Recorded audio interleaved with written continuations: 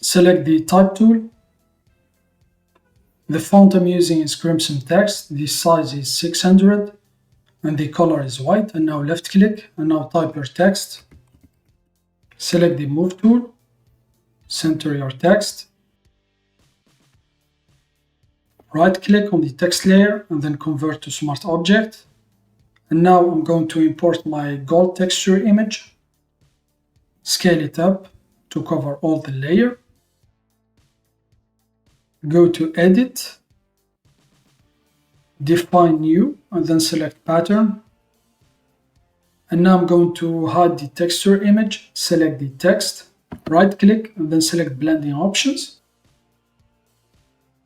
Select pattern overlay, left click on the pattern, and then select the gold texture image, and then select bevel and emboss.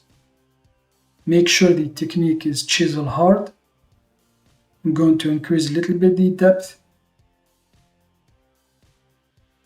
Increase the size to around 50 or 60.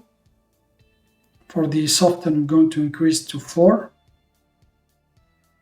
The angle, I will leave it like this, and then left click on the contour, and then select ring double, and then press OK. And now if you want to add more colors to your text, I'm going to reveal our texture, change the layer mode to overlay, and then you just need to reduce the opacity. So let's see the before and after. And now since our text here is a smart object, we can change the text inside, so double click. So now as you can see, we are inside the smart object gold.psd.